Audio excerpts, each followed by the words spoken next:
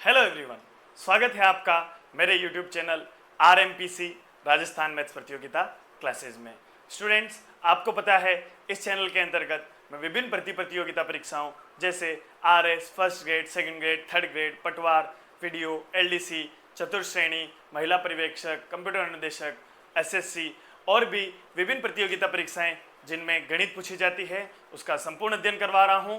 और सबसे पहले उस पर थ्योरी क्वेश्चंस कर रहे हैं और उसके बाद उन पर परीक्षाओं में जो पूछे गए प्रश्न हैं उनको हल कर रहे हैं। स्टूडेंट्स, हमने पहला चैप्टर लिया है संख्या पद्धति और उसके भाग 4 तक हम पढ़ चुके हैं। आज हम उसका देखते हैं पार्ट 5, जिसके अंदर हम देखेंगे कि क्रमागत संख्याओं का जो योग क्या होता है और वो कैसे ज्ञात किया जाता है और उस पर जो आधारित परीक्षाओं में सवाल बार बार पूछे गए हैं और आगे भी परीक्षाओं में पूछे जाएंगे, उन्हें हम हल करेंगे। तो स्टूडेंट्स, आगे बढ़ते हैं संख्या पद्धति के भाग 5 में। क्रमागत संख्याओं पर आधारित प्रश्न। क्रमागत का मतलब होता है बच्चों लगातार, जैसे 1, 2, 3, 4 एक ही क्रम से लगातार जो चली आ रही है वैसी संख्याओं पर जो आधारित प्रश्न होते हैं उनको हम आज हल करेंगे। प्रथम n प्राकृत संख्याओं का योग। सबसे पहला टॉपिक हम पढ़ रहे हैं प्रथम n प्राकृत संख्याओं का योग। प्राकृत संख्याएं बच्चों क्या होती है, हम पिछली क्लास में पढ़ चुके हैं। 1 से लगाकर जो अनंत तक संख्याएं चलती है, 1, 2, 3, 4, 5, 6, 7 ऐसे चलती जाती है, उन्हें प्राकृत संख्याएं कहते हैं। तो प्रथम n यानी कि 1 से लगाकर 1, 2, 3, 4, 5 और ऐसे चलती चलती n तक। कहाँ तक? n तक। यानी कि n का मतलब है, यानी अगर यहाँ पूछा होता कि प्रथम 5 प्राकृत संख्याओं तक, तो 1, 2, 3, 4 और 5 को जोड़ लेते। प्रथम 10 प्राकृत संख्याओं तक, तो 1, 2, 3, 4, 5, 6 और ऐसे 10 तक हम जोड़ लेते हैं। हमें यहाँ कहा है कि प्रथम n प्राकृत संख्याओं का योग ज्ञात करना है, यानी कि n तक संख्याओं को जोड़ना है। तो इसका एक छोटा सा फॉर्मूला है जिससे आसानी से हो जाता है और समांतर श्रेणी के आधार पर इस फॉर्मूले को भी हम प्रूव कर सकते हैं। तो वह फॉर्मूला है कि n+1/2। बहुत ही शॉर्ट और शानदार फॉर्मूला है। क्या कहता है कि जहां तक की संख्याएं पूछी है, यानी कि n तक संख्याएं पूछी है, तो n लिखो और उससे अगली संख्या n+1 यानी कि उसमें 1 जोड़ के लिखो, फिर बटेवा 2। यानी कि बहुत ही आसान है कि जो अंतिम पद है वह लिखना है इनटू उसका अगला पद, अंतिम पद इनटू अगला पद डिवाइड बाय 2। अगर ये हम कर लेते हैं तो प्रथम n प्राकृत संख्याओं का योग ज्ञात हो जाता है। एक उदाहरण लेते हैं कि प्रथम 5 प्राकृत संख्याओं का योग हमें ज्ञात करना है। चूंकि हमें 5 प्राकृत संख्याओं का योग ज्ञात करना है, एक बार हम इसे आसानी से जोड़ के देखते हैं। 5 और 4 9, 9 और 3 12, 12 और 2 14 और 1 15। परंतु यदि हम इससे सूत्र के माध्यम से करें तो वह क्या होगा, अंतिम पद है 5 और इससे अगला पद क्या आएगा 6 और भाग किसका देना है 2 का। 6 से 2 कटा 3 बार, फिर 5 दिया 15। तो इस हिसाब से हम आसानी से, अगर बड़ी संख्याओं का सवाल आता है तो उसे आसानी से कर सकते हैं कि प्रथम n क्रमागत संख्याओं को यदि प्राकृत संख्याओं को यदि जोड़ा जाएगा तो वह क्या होगा, अंतिम पद और उसको अगले पद से गुणा करना है डिवाइड बाई 2। इस पर आधारित हम एक सवाल हल करते हैं। उदाहरण है 1 + 2 + 3 + 4 15 तक का योग हमें ज्ञात करना है। तो बच्चों, ये प्रथम 15 प्राकृत संख्याओं का योग पूछा है और हम जानते हैं प्रथम 15 प्राकृत संख्याओं का योग क्या होता है, अंतिम पद है 15, इसका अगला पद है 16 और भाग दे दो 2 से। 2 से 16 कटा 8 बार और 15 8 कितना होता है, बिल्कुल 120। उम्मीद है बच्चों आपको आसानी से समझ में आ रहा होगा।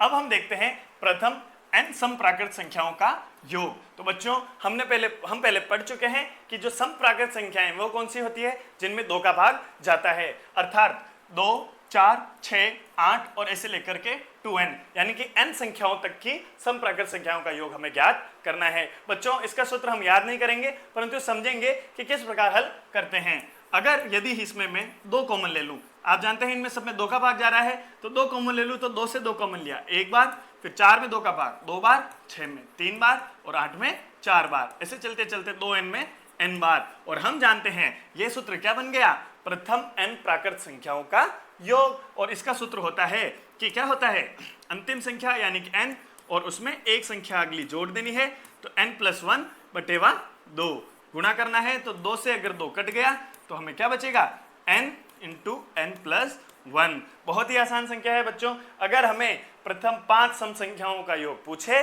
तो वो क्या बनेगा 5 इंटू 6 यानी कि 11। बहुत ही आसान है, इसका सूत्र हमें याद करने की जरूरत नहीं है क्योंकि हम इस तरह से आसानी से निकाल सकते हैं। इस पर आधारित जो सवाल है जो परीक्षाओं में पूछा जाता है वह क्या है, 1 से 100 तक की सभी सम संख्याओं का योग है। तो बच्चों बहुत ही आसान सा कंसेप्ट है, इसे हम कैसे लिखेंगे, 1 से 100 तक की सम संख्याएं कौन कौन सी होती है, बिल्कुल 2, 4, 6, 8 ऐसे चलते चलते अंतिम सम संख्या होगी 100। अब इनमें हम क्या कॉमन ले सकते हैं, 2 कॉमन ले सकते हैं, यानी यहां बचा 1, 2, 3 और ऐसे चलते चलते 100 में से 2 कॉमन लिया तो 50। और ये क्या हो गया, बिल्कुल प्रथम 50 प्राकृत संख्याओं का योग। और वो क्या होता है, ये तो 2 चल रहा है, प्रथम 50 प्राकृत संख्याओं का योग यानी कि 50 इंटू अगला पद 51 बटे हुए 2, 2 से 2 कट गया तो आंसर आएगा हमारा 50 को जब 51 से गुणा करेंगे तो 0 लिखेंगे, फिर 5 को 1 से गुणा किया 5, 5 को 5 से गुणा किया तो 25 यानी कि 2550। बहुत ही आसान सा कंसेप्ट है बच्चों, आपको आसानी से समझ में आया होगा। और हम जानते हैं यदि सम संख्याओं का हम योग करते हैं तो जो हमारा अभी सूत्र बना था वह सूत्र क्या बना था, n+1 यानी अंतिम पद इंटू अगला पद। तो 1 से 100 तक की सभी सम संख्याएं यानी कि 1 से 100 तक में कितनी सम संख्याएं होती है, बिल्कुल 50 सम संख्याएं होती है और 50 विषम संख्याएं होती है। तो 50 सम संख्याएं यानी कि n का मान 50 हो गया और इससे अगला पद यानी 51, अगर डायरेक्ट गुणा करेंगे तो भी वही आंसर आएगा। उम्मीद है बच्चों आपको ये कंसेप्ट आसानी से समझ आ रहा होगा और परीक्षा में अगर इससे संबंधित कोई प्रश्न आता है तो आप उसे गलत नहीं करेंगे। आगे बढ़ते हैं, प्रथम n विषम प्राकृत संख्याओं का योग। बच्चों प्राकृत संख्याओं में जो क्रमागत योग है बार बार परीक्षाओं में पूछे जाते रहे हैं, तो हमें सबको समझना है, सभी के फॉर्मूलाज तो सभी के याद नहीं करेंगे परंतु उनको समझ लेंगे जिससे हमारे कंसेप्ट क्लियर हो जाएंगे। प्रथम n विषम प्राकृत संख्याओं का योग। विषम प्राकृत संख्याएं कौन कौन सी होती है, बिल्कुल 1, 3, 5, 7, 9 और ऐसे ही चलता जाता है। बच्चों इसका कंसेप्ट हम समझते हैं कि इसका सूत्र कैसे बनेगा। यदि मैं 1 को ही जोड़ूं तो वह 1 ही आने वाला है, परंतु यदि मैं 2 विषम संख्याओं को जोड़ूं यानी 1 और 3 को जोड़ा तब कितना आएगा 4। यदि मैं 3 विषम संख्याओं को जोड़ता हूं तो 1, 3, 4 और 5 9 आ रहा है। यदि मैं 4 विषम संख्याओं को जोड़ता हूं तो यहां तक 5, 3, 8, 1 9, 9 और 7 16 आ रहा है। यदि मैं 5 विषम संख्याओं को जोड़ता हूं तो यहां तक 16, 16 और 9 25। तो बच्चों यहां से एक पैटर्न समझ आ रहा होगा आपको कि यदि मैंने एक विषम प्राकृत संख्याओं को जोड़ा तो हमारा योग कितना आया, बिल्कुल 1 आया। यदि 2 विषम प्राकृत संख्याओं लगातार को जोड़ा तो हमारा योग आया 4। यदि 3 क्रमागत विषम संख्याओं को जोड़ा तो योग आया 9। यदि 4 क्रमागत विषम संख्याओं को जोड़ा तो 16 योग आया। इसी प्रकार यदि 5 क्रमागत विषम संख्याओं को जोड़ा तो 25 योग आया। बच्चों यहाँ पे एक पैटर्न समझ रहे होंगे कि 1 का स्क्वायर 1, 2 का स्क्वायर 4, 3 का स्क्वायर 9, 4 का स्क्वायर 16 और 5 का स्क्वायर 25। यानी कि जितनी क्रमागत विषम संख्याओं को हम जोड़ रहे हैं उसी का हम क्या कर ले रहे हैं, स्क्वायर कर ले रहे हैं। इसी प्रकार यदि मैं आपको कहूं कि हम 10 क्रमागत विषम संख्याओं का योग ज्ञात करेंगे तो हमें क्या कर लेना है, बिल्कुल सीधा सीधा 10 का स्क्वायर कर लेना है। यदि मैं आपसे पूछूं कि हमें n क्रमागत विषम संख्याओं का योग ज्ञात करना है तो वह क्या हो जाएगा, बिल्कुल n संख्याओं का योग है तो हमें n का स्क्वायर कर देना है। यानी कि जितनी संख्याओं का योग हमें पूछा है, जितनी क्रमागत विषम संख्याओं का योग हमें पूछा है उसी संख्या का क्या कर देना है, स्क्वायर कर देना है, जो हम आसानी से यहाँ पर समझ सकते हैं। तो हमें बिल्कुल रटने की जरूरत नहीं है। यहां से हमारा अगर फॉर्मूला इसको देखना चाहें तो वह क्या बनेगा, प्रथम n विषम प्राकृत संख्याओं का जब योग करेंगे 1, 3, 5, 7, 9 और n पदों तक करेंगे, इसीलिए n का स्क्वायर करना है। 10 पदों तक करते 10 का स्क्वायर, 20 पदों तक करते तो 20 का स्क्वायर, 100 पदों तक करते तो 100 का स्क्वायर। बहुत ही आसान सा कंसेप्ट है। प्रश्न है प्रथम 10 विषम प्राकृत संख्याओं का योग होगा तो 10 का निकालना है, इसलिए 10 का स्क्वायर किसके बराबर होता है, बिल्कुल 100 के बराबर होता है और चुटकी में ये प्रश्न हल हो जाएगा। आगे बढ़ते हैं बच्चों। माना 2 स्क्वायर, 4 स्क्वायर, 6 स्क्वायर और ये 40 स्क्वायर तक हमें मान दे रखा है 11,480। तो 1 square, 2 square, 3 square plus 20 square का मान क्या होगा। बच्चों ये जो कंसेप्ट है वो क्या है, देखो प्रथम प्राकृत संख्या है परंतु उनके वर्गों का योग कर रखा है। क्या कर रखा है? वर्गों का, स्क्वायर्स का योग कर रखा है। अब इसका भी एक फॉर्मूला है, परंतु चूंकि यहाँ हमें कुछ ऊपर दे रखा है तो हमें फॉर्मूले की जरूरत यहाँ नहीं पड़ेगी। बिना फॉर्मूले के हम इसको हल कर सकते हैं। कैसे कर सकते हैं? हमारी अप्रोच क्या हो सकती है, हम इससे यहाँ कैसे पहुंच सकते हैं? देखो यहाँ 1 है तो यहाँ 2 है, 2 है 4 है, 3 6 और 20 से 40 दे रखा है, यानी कि इससे जस्ट डबल ये हो रखे हैं। तो हमें यहाँ से यहाँ तक कैसे पहुंचना है, उस अप्रोच को हम देखते हैं। तो इसको हम हल करते हैं कि 2 का स्क्वायर, 4 का स्क्वायर, 6 का स्क्वायर प्लस 40 स्क्वायर बराबर हमें दे रखा है 11,480। तो बच्चों ध्यान से देखना, क्या मैं इससे इस प्रकार लिख सकता हूँ, 4 को 2 × 2 का स्क्वायर लिख सकते हैं, प्लस 6 को 2 × 3 का स्क्वायर लिख सकते हैं। इसी प्रकार 40 को 2 × 20 का स्क्वायर लिख सकते हैं। यानी कि इनमें सभी में कॉमन आ रहा है 2 2 2, बिल्कुल कॉमन आ रहा है। यहाँ से अगर मैं 2 स्क्वायर को कॉमन लूँ, यहाँ से 2 स्क्वायर, यहाँ से भी देखो 2 का इसका भी स्क्वायर होगा, इसका भी स्क्वायर होगा, यानी 2 स्क्वायर, यहाँ से भी इस 2 का स्क्वायर, यहाँ से भी इस 2 का स्क्वायर। अगर मैं कॉमन लेता हूँ, ये मैंने 2 स्क्वायर कॉमन निकाल दिया, तो बीच में क्या बचेगा बच्चों? कॉमन लेने का मतलब है इसमें वापस भाग देना। 2 स्क्वायर भाग दिया, सिर्फ 1 बचा। यहाँ से इस 2 स्क्वायर को निकाल दिया तो ये वाला 2 स्क्वायर बचा। यहाँ से ये 2 स्क्वायर निकाल दिया तो 3 स्क्वायर बचा। और इसी प्रकार यहाँ से ये 2 स्क्वायर निकाल दिया तो 20 स्क्वायर बचा है बच्चों। और इधर चल रहा है हमारा 11,480। बहुत ही आसान सी कंसेप्ट है, उसको ध्यान से हमें समझना है। अब हम देखते हैं क्या ये जो व्यंजक आ रहा है, यही हमें सवाल पूछा गया है, बिल्कुल पूछा गया है। तो ये व्यंजक यहाँ एक्स्ट्रा आ रहा है, इसको हम इधर ले जाते हैं। इधर ये क्या हो रहा है बच्चों? बिल्कुल गुणा हो रहा है, तो उधर जाएगा तब भाग होगा। तो यहाँ बचेगा 1 का स्क्वायर 1 लिख सकते हैं, plus 2 square, 3 square, dash dash dash 20 square बराबर 11,480। और 2 का स्क्वायर का मान होता है 4, इधर हो रहा है गुणा, इधर जाएगा तो भाग। अब इसको इससे काटेंगे तो 4 दूनी 8, 3 बचे, 4 8 32, फिर 2 बचे, 4 7 28 और 0, यानी कि 1 square, 2 square, 3 square, dash dash dash जब 20 स्क्वायर करेंगे तो उसका मान कितना आएगा? 2870। और वो हमारा ऑप्शन नंबर डी हो जाएगा। बहुत ही आसान सा प्रश्न है बच्चों, परंतु क्रमागत संख्याओं पर जो आधारित है। इस सवाल को देख के हमें डरना नहीं है, सिर्फ हमें देखना है कि हमें क्या अप्रोच लगानी है और उस हिसाब से हम सवाल को हल आसानी से कर पाएंगे। उम्मीद है बच्चों आपको अच्छे से समझ में आ रहा होगा। और प्रश्न लेते हैं, और इसका अगर फॉर्मूला देखना चाहें कि 1 से n तक की प्राकृत संख्याओं के वर्गों का योग, किसका योग? वर्गों का योग। तो इसको सबसे पहले समझते हैं कि योग किसका कर रहे हैं। 1 से लगाकर n तक वर्गों का योग करना है, यानी 1 स्क्वायर, 2 स्क्वायर, 3 स्क्वायर और डैश डैश डैश ऐसे n स्क्वायर तक करना है। इतनी देर हम सिर्फ 1 से लेकर n तक की संख्याओं को जोड़ा था, तो वह क्या आया था? n × n + 1/2। अब हम इनके वर्गों को जोड़ रहे हैं, तो इसका एक फॉर्मूला है बच्चों, वो हमें याद करना है। देखो अगर पिछले सवाल में इस प्रकार से अगर कोई सवाल पूछा गया है तो वहां फॉर्मूला की नीड नहीं है, परंतु सिर्फ पूछा होता है कि इसका मान याद करो, ऊपर वाली लाइन हमें नहीं दे रखी है, तो वहां हमें फॉर्मूला याद होना चाहिए जो 11वीं क्लास की एनसीईआरटी में हम पढ़ते हैं। तो वह फॉर्मूला होता है n + 1 2n + 1/6। एक दो बार अपन इसको देखेंगे, फेमिलियर हो जाएंगे तो आसानी से इसको याद कर सकते हैं। n + 1 उसमें भी कर रहे थे, एक पद एक्स्ट्रा आता है 2n + 1 और नीचे आता है भाग देते हैं किसका? 6 का। जैसे अभी हमने वो सवाल किया था कि 1 स्क्वायर, 2 स्क्वायर ऐसे करते करते कहाँ तक जोड़ रहे थे? 20 स्क्वायर तक, यानी कि n का मान कितना है? 20 पद दे रखे हैं, तो हम यहाँ पे लिखेंगे 20 × 20 + 1 यानी 21 × 2 × 20 यानी 40, 40 + 1 41 और बटे 6। अब यदि हम इसको हल करते हैं तो 2 से कटता है ये 3 बार, ये कटता है 10 बार, 3 से ये कटता है 7 बार, 7 से 10, 7 को 1 से गुणा किया 7, फिर 7 चौक 28 और 10 है तो 10 का 1 0, तो भी हमारा योग कितना आया? 2870। तो बच्चों अगर हमें ये फॉर्मूलाज याद होते हैं, छोटे छोटे फॉर्मूला है, अगर इनको हम बार बार देखते भी हैं, एक वीडियो को आपने 1 बार 2 बार देखा तो आपको ये याद हो जाता है। n + 1 और एक पद आया एक्स्ट्रा 2n + 1/6। और अगर ये अभ्यास में हो जाते हैं तो हम जब परीक्षाओं में जब सवालों को हल करते हैं तो हम उन्हें फास्ट कर पाते हैं और हमारा स्थान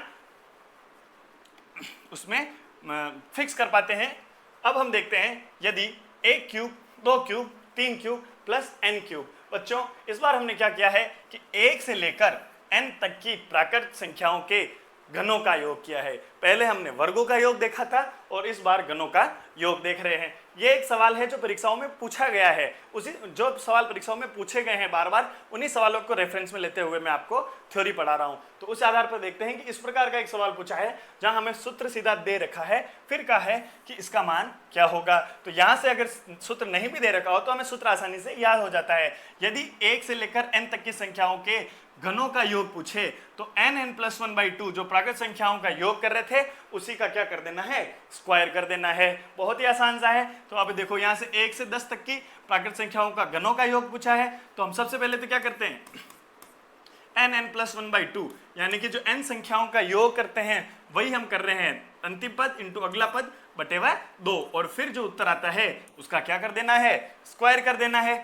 2 से 10 कटा 5 बार, 5 × 11 55, और 55 का स्क्वायर क्या होता है, 5 × 30 और 25। हमेशा याद रखिए यदि किसी संख्या के अंत में 5 हो और उसका हमें अगर स्क्वायर करना है तो बहुत ही आसानी से कर सकते हैं। 5 है तो 5 का स्क्वायर पहले 25 लिख दो और फिर जो पहले वाली संख्या है उसको अगली संख्या से गुणा कर दो, यानी 5 को 6 से, यानी 5 × 30। जैसे 45 का स्क्वायर अगर करना होता तो 5 का स्क्वायर तो पहले 25 होता है तो वो लिख दो, 4 की अगली संख्या है 5, यानी 4 × 5 20, तो वह हो जाता 20 25 2025। बहुत ही आसान सा कंसेप्ट है, इसको और हम जब वर्ग पढ़ेंगे तब आसानी से और समझेंगे। उम्मीद है बच्चों आपको आसानी से समझ आ रहा होगा। अब देखते हैं 1 से n तक की प्राकृत संख्याओं के घनों का योग, जो अभी हमने पढ़ा। तो 1 क्यूब, 2 क्यूब, 3 क्यूब और n क्यूब। तो हम जानते हैं यह क्या होता है, n अंतिम पद इंटू अगला पद बटे 2, जो प्राकृत संख्याओं का योग करते हैं वही है, और गुणा किससे करना है और इसका क्या कर देना है, वर्ग कर देना है। बहुत ही आसान सा कंसेप्ट है। चलिए बच्चों आगे बढ़ते हैं। अब हम देखते हैं बच्चों, बहुत सारे प्रश्न ऐसे बार बार जो परीक्षाओं में पूछे जाते हैं परंतु वो सीधे ऑप्शन से हल हो पाते हैं। वो अप्रोच हमारी सबसे अच्छी होती है जब हम ऑप्शन से प्रश्नों को हल कर लेते हैं, क्योंकि उसमें ना कुछ चीज़ याद करने की जरूरत है और ना ही ज़्यादा समय लगाने की जरूरत। अगर कोई प्रश्न ऑप्शन से हल हो रहा है तो वो बहुत ही जल्दी हल हो जाता है। कैसे होता है इसको समझते हैं। 3 क्रमागत संख्याओं का योग, 3 क्रमागत संख्याएं यानी 3 लगातार संख्याएं का योग 126 है। सबसे बड़ी संख्या क्या होगी, तो बच्चों ये आपने सामने उदाहरण ऑप्शंस दे रखे हैं, इनमें से देख लो। अगर ये सबसे बड़ी संख्या हुई तो फिर 2 छोटी संख्या निकाल लेंगे और फिर उनका योग करेंगे। अगर 126 आ रहा है तो सही, नहीं आ रहा है तो वो ऑप्शन गलत हो जाएगा।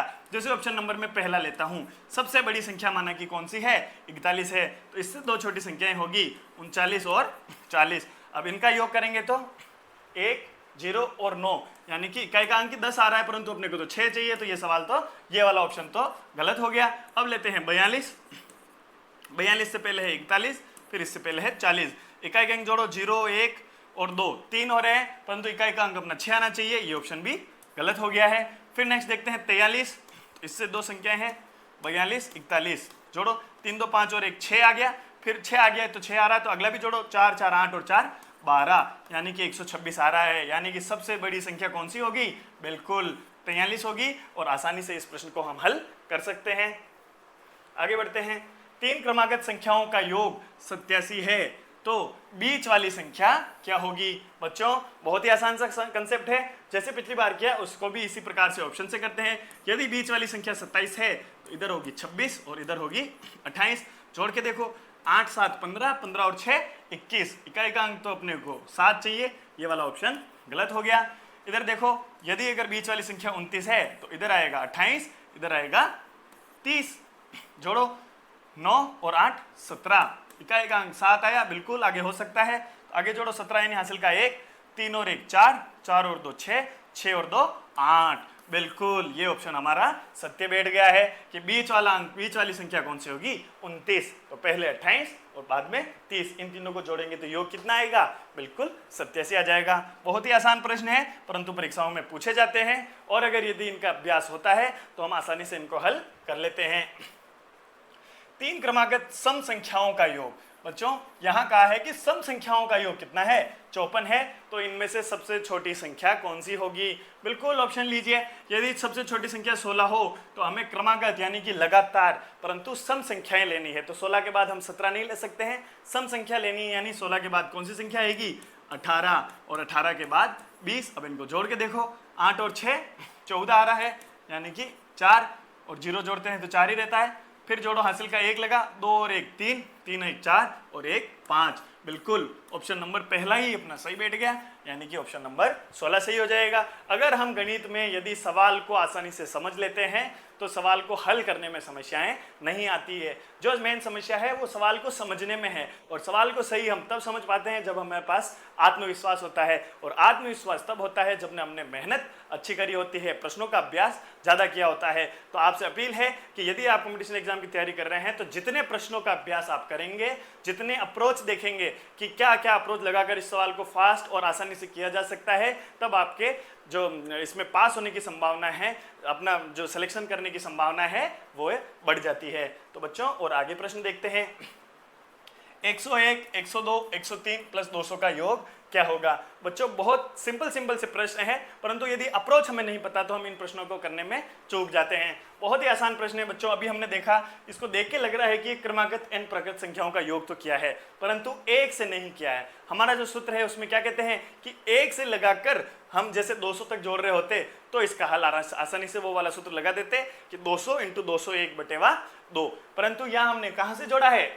बिल्कुल 100 से जोड़ा है। तो देखो मैं इसको क्या करता हूँ, टुकड़े कर देता हूँ। 100 + 1 बिल्कुल लिख सकते हैं, इसी प्रकार 100 + 2 लिख सकते हैं, फिर 100 + 3 103, और इसी प्रकार 200 तक चलते चलते क्या लिखेंगे? 100 + 100। हमें इसमें कोई समस्या नहीं है, बहुत ही आसान सा कंसेप्ट हो गया है। अब देखो यहाँ पे 2 टुकड़े करें इसको, तो 1 2 3 4 ऐसे करके 100 तक तो हम जोड़ ही रहे हैं, और हर पद में क्या क्या जोड़ रहे हैं? 100 100 100, और ऐसे करते करते 100 कितनी बार जोड़ रहे हैं? 1 से लगाकर 100, यानी कि 100 बार जोड़ रहे हैं। तो 100 को जब 100 बार जोड़ेंगे तो उसका योग तो आ जाएगा 100 × 100। ये समझ में आ रहा है आपको? बहुत ही आसान है। 100 को कितनी बार जोड़ा? 1 2 3 ऐसे करते 100 बार जोड़ा, यानी 100 × 100 तो पहला पद हो गया। अब हमें क्या जोड़ना है? प्लस 1 2 3, और ऐसे लेते लेते 100 तक। बहुत ही आसान सा कंसेप्ट हो गया। अब इसका सूत्र हम जानते हैं कि 1 से लगाकर 100 तक की संख्याओं का जो प्राकृत संख्या है उनका योग करना है। तो सबसे पहले 100 × 100 तो हमारा हो गया 1 2 और 2 0 यानी 10,000, और इसका जब हम योग करेंगे तो अंतिम पद है 100, और इसका अगला पद है 101/2, इसको गुणा किया 50। अब हम देखते हैं 10,000 प्लस 50 का 1 0 पहले लिख दिया, 5 एकम 5, फिर 5 × 0 0, फिर 5 एकम 5, यानी कि जब इसको हम जोड़ेंगे 10,000 में 5,050 को तो वह बनेगा 15,050, और ऑप्शन नंबर हमारा होगा बिल्कुल सी। बहुत ही आसान सा कंसेप्ट है बच्चों। यदि हमें 1 से लगाकर n तक के क्रमागत संख्याओं का योग आता है तो हम इसको आसानी से कर सकते हैं। बाकी इसको अगर एक एक को जोड़ने बैठेंगे तो उसमें टाइम ज़्यादा लग जाता है। देखते हैं बच्चों अगला, 3 से विभाजित होने वाली 3 क्रमागत प्राकृत संख्याओं का योग बेहतर है, तो इनमें से सबसे बड़ी संख्या कौन सी है? अब बच्चों हमें जो दे रखा है उसके आधार पर हमें ऑप्शंस में देखना है कि 3 से तो विभाजित होने वाली होनी चाहिए। 3 से विभाजित होने वाली सभी संख्याएं हैं क्या? बिल्कुल ये वाली नहीं है, 29 में 3 का भाग नहीं जाता है, तो ये ऑप्शन हमारा कट जाएगा। फिर क्या कहता है कि क्रमागत प्राकृत संख्याओं का योग, यानी लगातार होनी चाहिए परंतु 3 से विभाजित होनी चाहिए, तो उसका योग बेहतर है। तो सबसे बड़ी संख्या कौन सी होगी? बच्चों हम उदाहरण लेकर चलते हैं। पहला ऑप्शन लेते हैं 21, तो सबसे बड़ी अगर 21 है तो इससे छोटी 3 से विभाजित होने वाली 18, फिर इससे छोटी 3 से विभाजित होने वाली 15। तो अब इनका योग करते हैं, 8 5 13, 13 और 1 14, और हमारी इकाई का अंक आ रहा है 72 2 आ रहा है, यानी कि ये वाला ऑप्शन गलत हो जाएगा, आगे जोड़ने की जरूरत नहीं है। अब इसको जोड़ते हैं, अगर सबसे बड़ी संख्या 24 है तो इससे छोटी 21, इससे छोटी 18। अब जोड़ के देखिए, 8 और 1 9, 9 और 4 13, यानी इकाई का अंक 3 आ रहा है, तो आगे जोड़ने की जरूरत नहीं है क्योंकि हमें 2 चाहिए। अब अगला ऑप्शन लेते हैं 27, यही बच्चा बच्चों, तो यही हमारा उत्तर होगा। फिर भी हम इसे क्रॉस चेक करते हैं कि 4 और 1 5, 5 और 7 12, 2 इकाई का अंक आ रहा है, हमें भी 2 ही चाहिए। फिर आगे देखो हासिल का 1 लगेगा, 2 और 1 3, 3 और 2 5, 5 और 2 7। आसानी से बच्चों हम इस सवाल को हल कर सकते हैं। अगर हमें जो दे रखा है वैसे वैसे करते चलेंगे तो बहुत आसानी से हल हो जाएंगे। तो बच्चों आज की क्लास में हमने क्रमागत जो प्राकृत संख्याओं के योग देखे हैं, उससे रिलेटेड अगर कोई परीक्षा में आपके सवाल आता है तो उसे आप गलत नहीं करेंगे और उसका अभ्यास आसानी से कर पाएंगे। तो बच्चों हम देखते हैं आज जो हमने पढ़े उनके जो महत्वपूर्ण सूत्र बने हैं वो क्या है। प्रथम n प्राकृतिक संख्याओं का योग, यानी कि 1 से लगाकर n तक संख्याओं को जोड़ा है, तो वह सूत्र क्या बनता है? बिल्कुल n और उससे अगला पद यानी कि अंतिम पद इनटू अगला पद, n into n plus one और भाग किसका दे देना है, बिल्कुल 2 का भाग दे देना है। इसी प्रकार जब हमने n सम प्राकृत संख्याओं का योग किया था तो उसमें क्या किया, सिर्फ अंतिम पद इंटू अंतिम पद, यानी अंतिम पद कौन से नंबर पर है, जैसे 1 से 100 तक की प्राकृत संख्याओं में 50 सम संख्याएं थी, इसलिए 50 इंटू अगला पद यानी कि 51, वो जो हमने सवाल किया था। फिर हमने देखा था कि प्रथम n विषम प्राकृतिक संख्याओं का योग यानी कि 1, 3, 5 और फिर 7 ऐसे n पदों तक कर रहे हैं तो n स्क्वायर, 20 पदों तक कर रहे हैं तो 20 का स्क्वायर। फिर हमने देखा बच्चों कि 1 से n तक की संख्याओं के वर्गों का योग, और वर्गों का जब हम योग करते हैं तो उसका सूत्र बनता है n प्लस 1 और इंटू 2n प्लस 1 बाई 6। फिर हमने देखा अंतिम सूत्र कि 1 से n तक की संख्याओं के घनों का योग यानी 1 क्यूब, 2 क्यूब, 3 क्यूब, इसी प्रकार n क्यूब, और वह क्या बनता है n प्लस 1 बाई 2 का होल स्क्वायर, यानी कि प्रथम n प्राकृत संख्याओं का योग जो किया हमने n into n plus 1 by 2, उसी का हमें क्या कर देना है, होल स्क्वायर कर देना है। तो उम्मीद है बच्चों आज की क्लास आपको आसानी से समझ आई होगी और इससे रिलेटेड अगर कोई परीक्षा में सवाल आता है तो हम उसे गलत नहीं करेंगे। तब तक के आगे अब अपन अगली क्लास में मिलते हैं, तब तक के लिए धन्यवाद। जय हिंद, जय भारत। आप ऐसे ही प्रश्नों को हल करते रहिएगा और वीडियो को देखते रहिएगा, और कोई जो ज़रूरतमंद बच्चे हैं जिनको अभी कंपटीशन एग्जाम की तैयारी कर रहे हैं या आगे करने वाले हैं, तो अगर वो अपने आसपास के कंपटीशन से वैसे ही आगे निकलना चाहते हैं तो अभी से तैयारी स्टार्ट कीजिएगा। और आपके सामने एक बहुत ही स्वर्णिम मौका है जहाँ आपको ये सभी कक्षाएँ, जहाँ संपूर्ण सिलेबस, पूरा सिलेबस निःशुल्क कराया जा रहा है और उस पर आधारित जो प्रश्न हैं वो भी आपको हल करवाए जा रहे हैं साथ साथ में। और एक साथ जब चैप्टर कंप्लीट हो जाएगा तब जो परीक्षाओं में पूछे गए प्रश्नों का एक साथ बहुत सारे प्रश्नों का संकलन भी हम करने वाले हैं। तो जितने भी बच्चे आपके साथ अगर कोई पढ़ाई कर रहे हैं तो उसके लिए आप ये लिंक उनसे शेयर कीजिए ताकि उनका जो अभ्यास है वो और भी अच्छा हो जाएगा और परीक्षा में सफल होने की संभावनाएं और भी बढ़ जाएगी। अगली क्लास में मिलते हैं बच्चों, तब तक के लिए